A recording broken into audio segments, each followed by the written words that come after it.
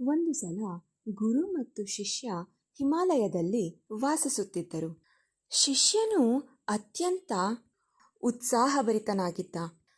ಪ್ರತಿದಿನ ಗುರುಗಳಿಗೆ ನೂರಾರು ಪ್ರಶ್ನೆಗಳನ್ನು ಕೇಳುತ್ತಿದ್ದನು. ಒಂದು ದಿನ ಶಿಷ್ಯನು ಕೇಳಿದ, ಗುರುಗಳೇ, ನಾನು ಸತ್ಯವನ್ನು ಹೇಗೆ ಅರಿಯಬಹುದು?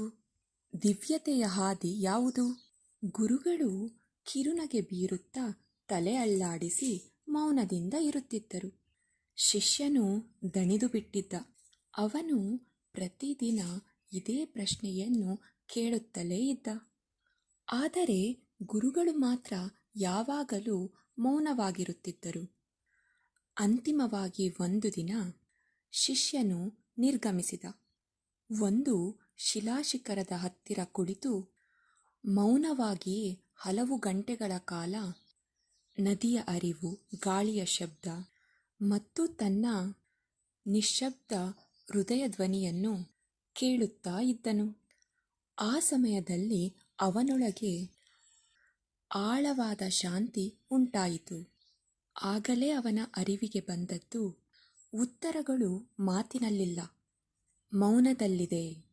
ಅವನು ಗುರುವಿನ ಹತ್ತಿರ ಮರಳಿದಾಗ ಮೊಟ್ಟ ಮೊದಲು ತಾನೇ ಮೌನವಾಗಿದ್ದು ಗುರುಗಳಿಗೆ ನಮಸ್ಕಾರ ಹೇಳಿದ. ನಿಮ್ಮ ಮೌನವೇ ನನಗೆ ಉತ್ತರವಾಯಿತು ಗುರುಗಳೇ. ಗುರುಗಳು ಕಿರುನಗೆ ಬೀರಿದರು.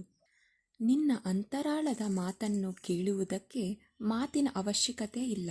ಮೌನವೇ ಅತಿ ದೊಡ್ಡ ಗುರು ಎಂದು ಹೇಳಿದರು. ನಿಮ್ಮ ಎಲ್ಲ ಪ್ರಶ್ನೆಗಳಿಗೆ ಶಬ್ದಗಳಿಂದ ಉತ್ತರಗಳನ್ನು ಹುಡುಕಬೇಡಿ. ಕೆಲವೊಮ್ಮೆ ಮೌನವೇ ಸತ್ಯವನ್ನು ತಿಳಿಸಿಕೊಡುತ್ತದೆ. ಕೆಲವೊಮ್ಮೆ ಸೈಲೆನ್ಸ್ ಅನ್ನೋದು ನಮ್ಮ ಜೀವನದಲ್ಲಿ ತುಂಬ ಮುಖ್ಯ. ನಮ್ಮನ್ನು ನಾವು ಅರಿತುಕೊಳ್ಳಲು ಕೆಲವು ನಿಮಿಷಗಳಾದರೂ ಸೈಲೆನ್ಸಿಂದ ಇರಬೇಕಾಗುತ್ತೆ. ನಿಮ್ಮ ಎಲ್ಲ ಪ್ರಶ್ನೆಗಳಿಗೆ ನೀವೇ ಉತ್ತರಗಳನ್ನು ಕಂಡುಕೊಳ್ಳಿ. ಅದು ನಿಮ್ಮ ಮೌನದಲ್ಲಿಯೇ ಇದೆ. ಈ ವಿಡಿಯೋದಿಂದ ಸ್ವಲ್ಪನಾರು ಮೋಟಿವೇಟ್ ಆಗಿದ್ದರೆ ದಯವಿಟ್ಟು ನಮ್ಮ ಚಾನಲ್ನ ಸಬ್ಸ್ಕ್ರೈಬ್ ಮಾಡಿಕೊಡಿ.